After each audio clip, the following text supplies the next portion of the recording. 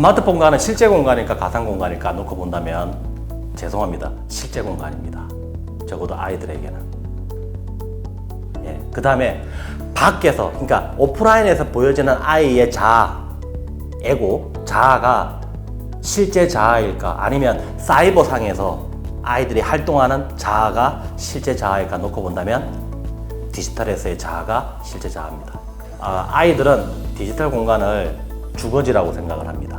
제2의 집이 있고 제2의 공간이 있죠. 거기에는 놀이터도 있고 없는 것이 없습니다. 눈에 보이지만 않을 뿐이죠. 누구 눈에? 부모님 눈에만 안 보입니다. 아이들은 이미 스마트폰 공간을 간다는 건 제1 주거지가 아니라 제2의 주거지에서 안식을 찾고 노는 거죠. 물론 학습도 하고. 제가 분명히 말씀드리면 디지털 공간은 가상 공간이라고 하는 이 개념 자체가 좀 잘못됐습니다. 실제 공간이라고 생각을 하셔야 됩니다. 이렇게 생각을 하셔야 디지털 공간이 아이에게 어떤 파급력이 있는지를 경각심을 갖게 됩니다.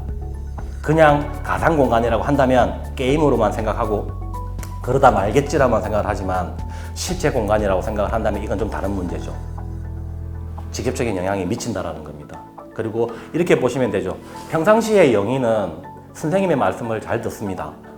집에 와서도 부모님의 어떤 그런 가르침이나 가족의 규칙을 어긴 적이 없어요. 쉽게 말하면 실망을 시켜드린 적이 없습니다. 딱 봐도 오프라인상에 보면 애가 말수가 없는 게 좀 약간 좀 빈틈이긴 하지만 예의도 바르고 착해요. 근데 왜 그런 친구들이 대부분 사이버 공간으로 가면 달라지냐는 거죠. 부정적으로 말하면 욕설을 한다든지 나쁜 행동을 좀 한다든지 쉽게 말하면 지금 디지털 공간 안에는 통제가 없죠. 그래서 통제하는 사람도 없고 선생님도 없고 부모님도 없고 그 다음에 경찰관도 없어요. 그러니까 아주 자유로운 공간이죠. 이 자유로운 공간에서 영이라는 한 자아의 본질을 그대로 보여줄 수 있는 곳이 어디다? 오프라인은 못 보여줍니다. 그렇죠? 통제가 너무 많죠. 근데 사이버 공간은 이런 통제의 선이 없어요.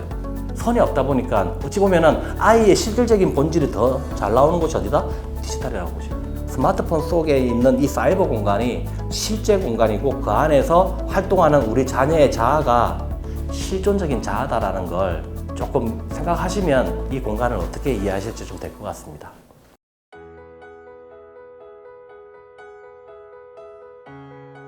범위가 좀 넓은 이야기인데 이제 이렇게 풀어보죠. 사이버 공간은 매슬로우가 이야기했던 인간 욕구 이론의 6단계를 단 몇 초 만에 이루어지는 공간이 돼버리죠. 그게 무슨 말이냐면 아이들이 스마트폰으로 셀카를 찍는 건 단순하게 재미를 즐기기 위한 게 아니라 이 셀카 하나에 자아가 실현이 돼버립니다. 사진을 하나 찍어서 편집을 해서 소셜미디어에 올리는 순간 와 연예인 빌 장난 아닌 왕 이뻐 대박 이런 피드백이 쌓인다는 건 뭐다? 아이들이 갖고 싶어하는 욕구에 대한 충족인 거죠. 바꿔 말하면 스마트폰 안에 어떤 것들이 있느냐, 이 욕구 충족하는 것들이 있는데 이 욕구 충족하는 것들이 공통점이 뭐냐면 커뮤니티입니다. 아이들이 성장기에서 가장 중요한 게 또래 관계고 또래 집단이죠. 근데 오프라인상에서 또래 집단을 만들기에는 사회적 비용이 너무 많이 듭니다. 아이들하고 친밀하게 시간도 보내야 되고 경험도 공유해야 되고 동의도 해서 이런 친밀감을 쌓으려면 최소한 몇 개월이 걸리죠. 근데 사이버 공간은 내가 원하지 않던 나를 너무 환영해주는 커뮤니티가 되게 많다라는 거예요. 집단이 많다라는 거죠. 그래서 이 커뮤니티에 대한 장점 때문에 아이들은 들어갈 수밖에 없고 이 커뮤니티 안에서의 핵심은 뭐다? 대화죠. 지금 사이버 공간에서 가장 아이들에게 인기가 많은 건 전적으로는 8, 90%가 메신저입니다. 수다를 떨 수 있는 곳이죠. 근데 수다의 특징이 뭐냐면 비밀이죠. 아이들은 비밀을 나눌 수 있는 공간이 오프라인상에서는 되게 눈치가 보여요. 그리고 비밀이 없다고 생각하고 또 이것 때문에 문제가 생기죠. 근데 정작 사이버 공간은 문제가 안 생길 거라고 생각해요. 사이버 공간은 문제가 더 생기거든요. 왜? 캡처 한번 해가지고 돌리면 끝나거든요. 캡처 한번 해가지고 여인가 이런 이야기 했다 그러면 소문이 파다하게 벗어나는데도 우리 아이들은 사이버 공간이 비대면적이고 쉽게 말하면 상대의 실체가 없다고 생각을 하니까 안전하다고 생각을 해서 주로 비밀스러운 대화를 많이 하는 것을 좋아하죠.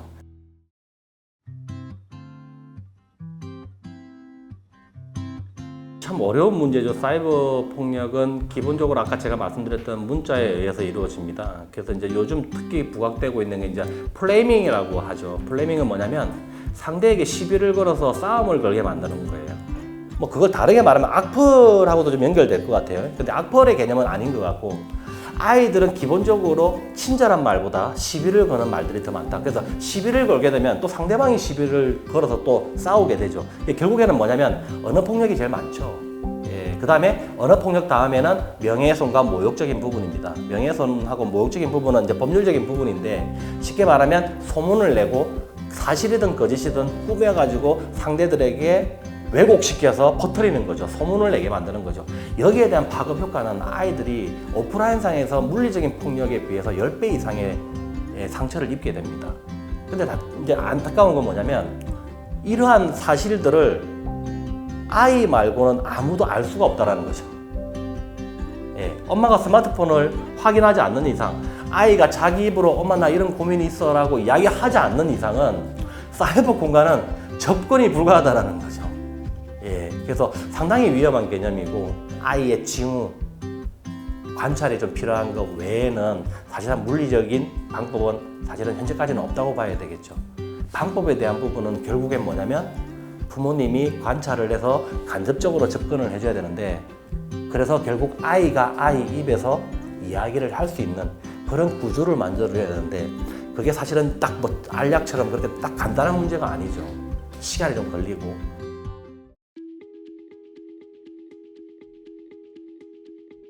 작년에 제가 한국형사정책연구원이라는 국무총리 산하의 연구원과 같이 공동 연구를 하면서 전국의 청소년들 중에 사이버 도박을 했거나 하고 있는 친구들을 만나서 인터뷰 형식으로 연구를 했는데, 놀랍게도 지금 현재 중학교와 고등학교 웬만한 학교의 학급 안에 절반 이상은 지금 사이버 도박을 해봤거나 하고 있는 것으로 나왔습니다. 그러면 이제 부모님들은 이 사이버 도박을 어떻게 알고 계실까라고 본다면 저는 아무것도 모르실 것 같아요. 그래서 제가 잠깐 설명을 좀 드리면, 사이버 도박은 철저하게 또래 집단으로 이루어집니다. 쉽게 말하면 우리 아이 혼자 하지는 않죠. 그래서 또래 집단 안에서 사이버 도박을 하면 그 친구 때문에 그 집단은 다 하게 됩니다. 그래서 집단성을 좀 띠고 있고, 그 다음에 형식은 어떻게 돼 있냐, 일반적으로 사이버 도박이나 이런 걸 하려면 이 검정, 인정 절차를 거쳐야 되는데, 불법 사이버 도박, 아이들이 하고 있는 사이버 도박은 실질적으로 형식 절차가 없다고 봐야 됩니다. 물론 있죠. 있지만 어떤 경우냐면 이름을 기재하고 휴대폰 기재하고 주민번호를 기재합니다. 그리고 제일 중요한, 도박을 하려면 환전을 받아야 되니까 통장 계좌번호를 넣죠. 그리고 나서 입력을 해서 엔터를 치면 사이버 도박 업체가 학생에게 전화를 합니다. 몇 년생 맞나요? 라고 했을 때, 예를 들면 96년생 맞습니까? 라고 했을 때 네 맞습니다. 그러면 이제 무슨 띠입니까? 하면 G띠입니다 하면 끝납니다. 아이가 2003년생인데 96년생의 주민번호를 외우면 그만이죠. 근데 중요한 건 뭐냐면, 여기에 대해서 아이가 말하는 대로 그냥 형식 절차를 거쳐버린다는 거죠. 그럼 실질적으로는 어차피 불법인데 왜 굳이 뭐 이런 절차를 거치느냐? 그건 다 이유가 있죠. 왜냐면 경찰관 같은 수사기관들이 혹시 자기 사이트를 검색할까봐 확인하는 일종의 확인 절차용일 수도 있습니다. 그래서 쉽게 말하면 아이들이 그냥 성인의 주민번호 인적사항만 가지고 있으면 아무런 문제가 안 된다는 거예요. 그럼 안에 들어가면 뭘 하냐? 두 가지로 나눠집니다. 첫 번째는 가장 대표적인 게 스포츠 토토죠. 스포츠 토토라는 건 뭐냐면, 지금 우리 대한민국에서 복권으로 팔고 있는 스포츠 토토랑 똑같습니다. 근데 이거는 국가가 지정한 기관에서 발행하는 복권으로 이루어져 있죠. 하지만 불법 사이버 도박은 자격이 없는 친구들이 복권을 발행해서 사행성을 유발하는 거거든요. 근데 스포츠 토토는 아이들에게 인기가 많은 이유가, 요즘 아이들 중에 활동성이 넘치는 아이들 중에 스포츠를 싫어하는 사람은 없다는 거죠. 웬만한 친구들은 다 야구 박사고 축구 박사입니다. 거의 해설가 수준이죠. 그러다 보니까 뭐다? 자신감이 있어요. 그러면서 나름 분석을 또 해요. 그렇게 해서 도박을 합니다. 그러면 이 도박은 축구 경기가 정해져 있잖아요. 그러니까 특정 일자에 맞춰서 사이버 도박을 해야 돼요. 그러면 나머지는 못 하잖아요. 기다려야 되니까. 그래서 그 나머지 기다리는 시간을 메울 수 있는 도박이 뭐다? 실시간 게임이라는 도박입니다. 예를 들면 이런 거죠. 사다리를 탑니다. 둘 중에 하나를 걸어서 맞추면은 베팅한 금액의 2배를 줘요. 너무 간단하죠. 달팽이 3마리가 뛰어갑니다. 이 셋 중에서 누가 1등을 할지 고르면 됩니다. 아주 간단하죠. 이게 지금 무슨 말이냐면 게임화되어 있다는 거예요. 도박이. 사이버 도박이 아이들에게 가장 최적합한 게임화되어 있다 보니까 아이들은 이걸 게임인지 도박인지, 그러니까 도박인 듯 도박 아닌 도박 같은 그런 느낌, 이런 느낌이라는 거죠. 아이 입장에서 보면. 근데 중요한 건 뭐냐면 실시간 게임을 한번 하는데 1분이 안 걸립니다. 그러면 어떻게 됐습니까? 1시간 안에, 그렇죠, 60번을 할 수 있는 거죠. 그러면 이제 우리 부모님들은 뭐 생각하냐면, 아, 스마트폰으로 친구들하고 카톡 정도 하고 있겠지라고 생각하지만, 그렇게 생각하는 것도 물론 맞을 수는 있지만 조금 더 확장하셔야 됩니다. 우리 아이가 혹시 사이버 도박을 하지 않을지, 그래서 누구한테 빚이 있지는 않을지. 그러면 이 사이버 도박은 왜 하느냐? 돈이죠. 그렇죠? 우리 아이의 용돈을 한번 봐주십시오. 올해 5월 달에 교육기관에서 우리 아이들의 용돈을 조사를 했는데, 고등학생 평균 한 달 용돈이 6만 원, 중학생 평균 용돈이 3만 5천 원, 초등학생 한 달 평균 용돈이 15,000원입니다. 고등학생 6만 원, 고등학생이 한 달에 6만 원 가지고 뭘 할 수 있는지 한번 생각해 보시죠. 근데 반대로 우리 아이 주변에 널려 있는 걸 한번 보자고요. 굿즈, 콘서트 티켓, 아이돌 펜션, 거기에 요즘 막 고가의 그 이어폰. 쉽게 말하면 우리 아이들 주변에 소비를 욕구시키는 부분들이 너무 많다는 거예요. 그러면 부모님들이 주는 용돈은 한계이고, 그러니까 어떻게 됩니까? 당연히 사이버 도박에 더군다나 친구가 돈을 땄다고 하니까 혹할 수밖에 없죠. 그래서 사이버 도박은 누구나가 다 할 수 있는 거고, 지금 현재 우리 아이가 할 수도 있다. 그러면 이걸 어떻게 감지하느냐? 아주 간단한 방법이 있죠. 우리 아이의 계좌를 확인하면 됩니다. 초등학교, 중학교, 고등학교 웬만한 아이들은 지금 계좌를 다 가지고 있거든요. 우리 아이의 계좌만 확인하면 이제 놀라운 일이 벌어집니다. 거래 내역이 쫙 뜨면 이제 큰일 난 거죠. 그럴 때에는 물론 경찰에 상담하는 것보다는 도박이니까 지금 현재 한국도박문제관리센터라는 문광부 산하에 도박 이 치유를 위해서 무료로 그 과장이나 이런 상담을 전문적으로 해주는 기관이 있거든요. 거기에다가 연락을 하셔서 아이가 실수입니다. 그렇죠? 실수입니다. 근데 중독이 되면 이건 질환이죠. 그럼 도박 중독 전문가한테 상담을 해야죠. 이게 맞는 방법입니다. 어머님, 아버님이 그냥 야단을 치고 뭐라 하는 건 이건 치유가 아니죠. 아이는 어찌 보면 질환이라고 봐야 되겠죠. 참 우연찮게도 그 아이들이 도박을 중단하는 계기는 뭐였냐면, 사이버 도박으로 돈을 딸 수 없는 구조를 알았을 때 아이들은 대부분 다 중단을 했어요. 근데 그 돈을 딸 수 없는 구조를 알았을 때라는 건 엄청난 많은 거래 내역이 필요하죠. 제가 만난 아이들 중에 많이 놀라시겠지만 1억 5천만 원, 1억, 기본적으로 거래 내역이 500만 원 이상은 다 상회를 했어요. 그러면 그 친구들이 문제가 있는 친구들이냐? 아니라는 거예요. 아까 제가 말씀드렸죠. 아이들이 도박을 하는 이유는 돈입니다. 돈. 돈이 필요한데, 돈이 필요한 친구들이 비행만 저지르는 아이들은 아니거든요. 그래서 지금 사이버 도박은 단순히 도박을 비행으로만 연결시켜서는 안 된다. 다시 말하면 공부를 잘하던 아이든 모범생이든 또 약간 좀 힘들어하는 문제 있는 친구든 이건 우리 자녀들에게 모두에게 해당될 수 있는 문제다.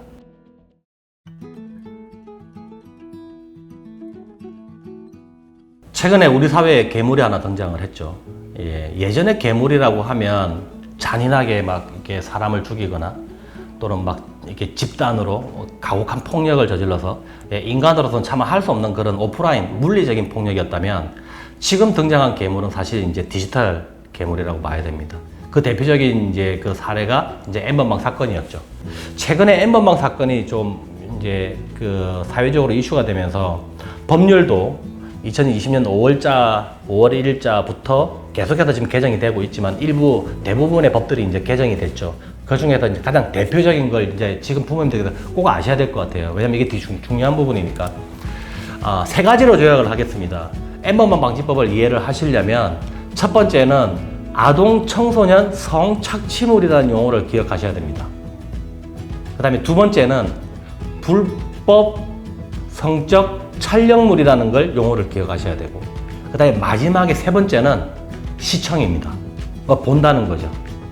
다시 말하면 이 N번 방지법의 핵심은 아동과 청소년이 출연하는 영상, 사진, 그 다음에 웹툰, 만화, 그 다음에 이러한 것들이 포함되어 있으면 N번 방지법, 쉽게 말하면 성범죄자가 된다는 겁니다. 그 다음에 두 번째는 불법 성적 촬영물이라고 하는데 소위 이제 부모님들께서 많이 알고 계시는 몰카입니다. 이 불법 성적 촬영물을 찍거나 소지하고 있거나 시청하는 것만으로도 처벌이 된다는 거죠. 그러면 여기서 이제 쟁점 사항이 나오는 게 뭐냐면, 아이들이 가장 많이 보는 콘텐츠가 사실은 영상이나 사진보다 웹툰이에요. 아이들 말로는 이제 망가라고 하죠. 일본 용어로. 이 망가라는 이 만화를 많이 보는데, 이 만화가 대부분 다 선정적인 게 되게 많아요. 그리고 상당히 많은 시장들이 있어요. 아이들이 쉽게 접근할 수 있는. 중요한 건 뭐냐면, 우리 아이들 그냥 재미삼아 아무 생각 없이 장난삼아 이렇게 보는 그런 선정적이고 야한 만화가 N번만 방지법에 포함이 되는가? 된다라는 거죠. 쉽게 말하면 우리 아이가 아무 생각 없이 아이와 청소년이 출연하는 만화에서 선정적인 부분들이 있는 내용으로 다뤄지는 만화를 우리 아이가 보는 것만으로도 어떻게 된다? 처벌이 된다라는 겁니다. 그래서 N번만 방지법은 지금 부모님들께서 반드시 꼭 아셔야 됩니다. 불법 성적 촬영물은 절대 찍거나 소지하는 것은 물론이고 봐서도 안 된다. 그 다음에 아동 청소년 성착취물 봐서도 안 된다. 아이와 진지하게 대화를 나눠서 이건 장난이 아니고 이건 그냥 쉽게 넘어갈 수 있는 사안이 아니고, 그러니까 포르노그래피, 쉽게 말하면 아까 제가 말씀드렸던 불법 음란물은 절대 이제는 봐서는 안 된다라고 알려주셔야 돼요. 우리 부모님들의 역사를 보면 대부분 안 본 사람들이 없죠. 그러니까 또 그게 하나의 성장 과정에 필요악이라고 생각하시는 분들이 되게 많아요. 되게 너그럽죠. 근데 지금은 너그러워서는 안 됩니다.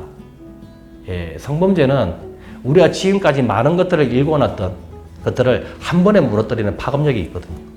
제가 가장 안타까운 건 뭐냐면, 공부를 내신에 1등급을 하고 공부를 되게 잘하는 친구가 오히려 성범죄에 노출되는 경우가 되게 많다는 거예요. 왜냐하면 스트레스가 엄청 많겠죠. 남들이 하지 못하는 것들을 참아가면서 공부를 해야 되잖아요.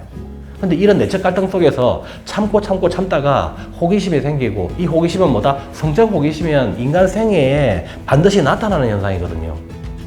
이건 참는 것이 없어지는 게 아니거든요.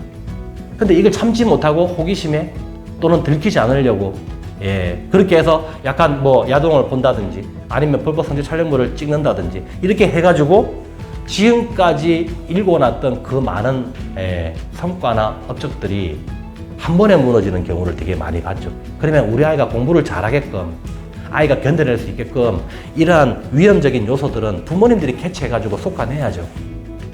그냥 우리 아이한테 다 모든 걸 맡기면 이건 안 되는 겁니다. 아이한테는 한계가 있다는 거. 그래서 N번만 방지법은 꼭 그런 의미에서 기억을 꼭 해주셨으면 좋겠습니다.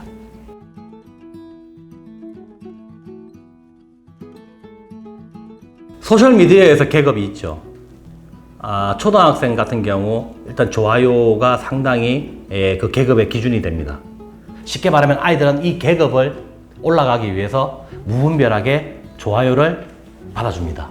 무분별하게 친구를 받아주죠. 이건 초등학생뿐만 아니라 중고등학생 다 마찬가지예요. 소셜미디어가 주로 무슨 구조로 갖고 있냐면, 좋아요를 많이 얻어야 되는 구조, 또 친구를 성인하고 요청하는 구조, 이 구조인데, 중요한 건 뭐냐면 아이들이 무분별하게 친구 추가를 해버리니까 결국 그 사진을 다운받을 수 있고 그 정보를 알 수 있기 때문에 범죄적으로 접근을 하면 협박하기가 좋다는 거죠.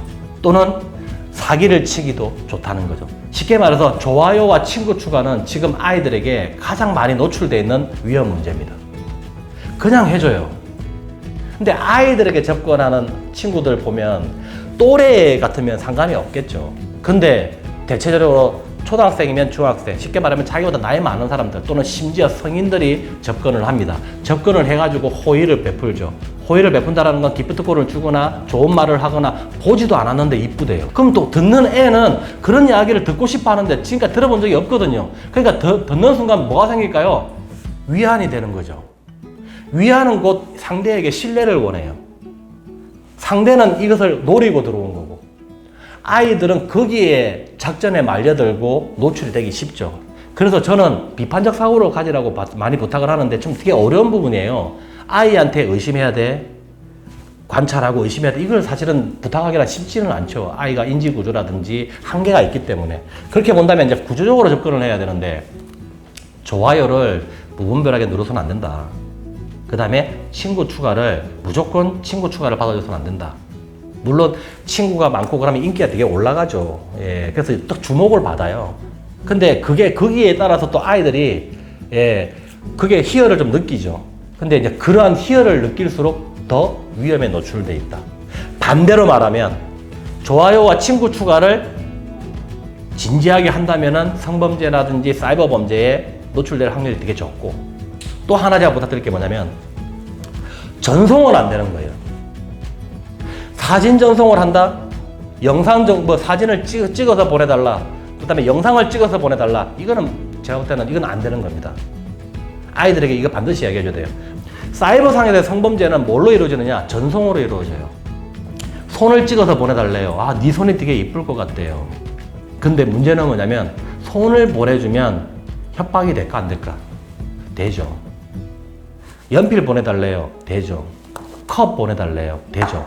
부모 생각에서는 이게 안 될 것 같지만, 이 연필로 네 친구 누구누구 험담했다고, 얘 원래 험담으로 하고 온 동네방네 소문낼 거야. 애가 위축될까 안 될까? 되죠. 쉽게 말하면 아이한테는 모든 게 다 협박거리가 될 수 있다는 거예요. 그래서 아이의 신체와 아이의 어떤 그런 영상, 이런 것들은 정보 중에서 가장 민감한 정보고 가장 노골적인 정보잖아요. 이 정보를 아이들은 함부로 보내줘요. 안 된다라는 겁니다. 그래서 이 세 가지, 좋아요, 친구 추가, 그 다음에 전송. 이 전송은 사이버상에서는 정말 조심해야 되고 안 된다. 주의해달라. 그렇게 하면 성범죄에 노출되거나 사이버 범죄에 노출되는 걸 많이 지킬 수 있다. 안전하게 좀 지킬 수 있다. 이렇게 생각이 좀 듭니다.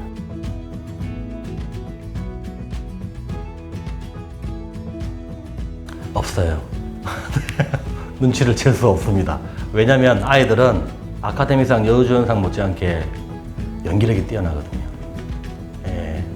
그래서 저는 사실은 원칙적으로 불가하다고 봅니다. 근데 이제 행동에서 좀 감지를 해야죠. 연기는 잘하지만 아이가 사소하게 보이는 행동. 그러니까 예를 들면 이제 이런 것 같아요. 엄마 바빠라고 물어봐요. 아빠가 꼭 당직하고 피곤하고 자려고 하는데 아빠 뭐해? 라고 물어봐요. 그러면 저리 가 있어! 막 그러죠.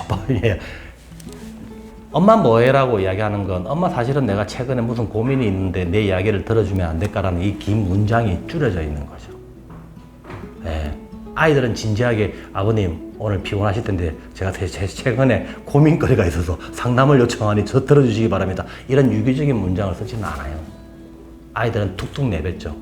아이들이 툭툭 내뱉는 거, 아이들이 툭툭 던지는 행동, 여기를 부모님들이 관찰해 주시지 않으면 아이는, 엄마는 딴 이야기 합니다. 그때 나는 엄마한테 이야기했는데 엄마가 바쁘다며. 근데 엄마는 기억이 없어요. 아이가. 야, 그게 무슨 대화를 요청하는 거냐라고 하지만 그건 엄마 생각이죠. 아이는 거창하게 표를 내지는 않으니까.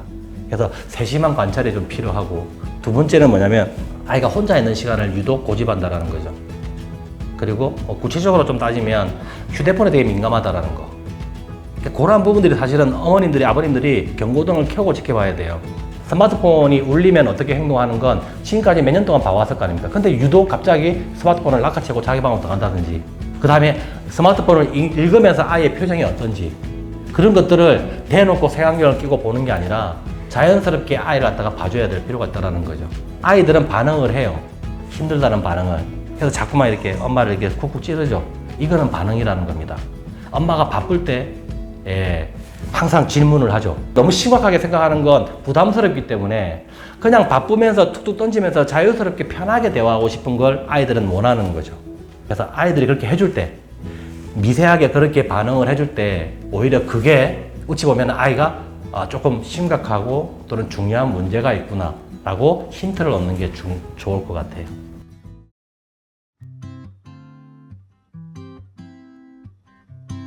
우리 아이가 만약에 학교폭력 피해를 당했다라고 한다면 일단 이 부분에 대해서 도움을 요청할 수 있는 부분이 가장 저는 우선적으로 선생님이라고 생각이 들어요.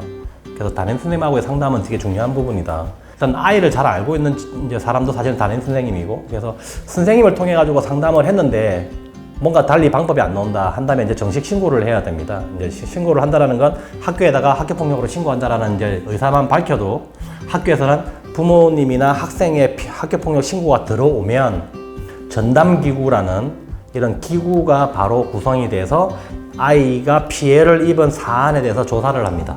조사를 해서 진술도 받고, 또 그 다음에 가해한 학생의 또 진술도 받고, 그 다음에 또 목격한 학생, 이런 참고 또 입증 자료 이런 것들을 다 사안조사에서 다 수집을 하고 다 모아서 정리를 해가지고 교육지원청의 학교폭력대책심의위원회에 개최를 요청하는 거죠. 그렇게 되면 이제 결국에는 학교폭력대책심의위원회에서 학교폭력 신고로 된 사안에 대해서 피해 학생한테는 어떤 피해 보호 조치를 하고, 또 가해 학생한테는 왜 이렇게 가해를 했는지, 심각한지, 지속적이었는지 이런 내부 구성 요건을 따져가지고 가해 학생에 맞는 조치를 내리게 됩니다. 이게 이제 학교폭력 처리 절차의 하나입니다. 그래서 부모님들께서 이 정도의 프로세스는 알고 계셔야 될 것 같아요. 학교폭력 신고 단계, 그러니까 신고 전에 아이가 상담을 하고 싶을 거 아니에요? 부모님도 그렇고. 그러면 이제 선생님을 좀 껄끄러워하는 경우도 있죠.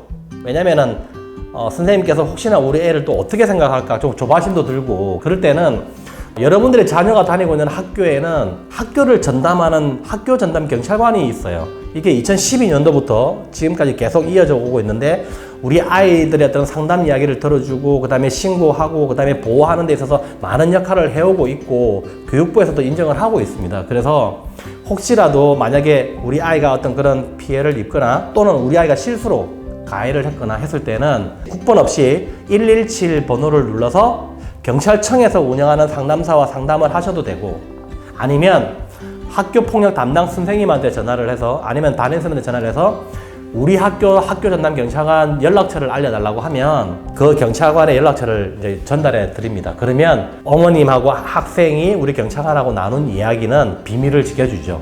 예, 그래서 안전하게 상담을 받으실 수도 있고, 또 좀 약간 포괄적으로 여러 가지 방법 면에서 경찰관의 의견도 좀 들어볼 수 있는, 그래서 조금 더 단단하게 우리 아이를 보호하거나 우리 아이를 선도할 수 있는 그런 방법을 쉽게 좀 찾을 수 있을 것 같아요.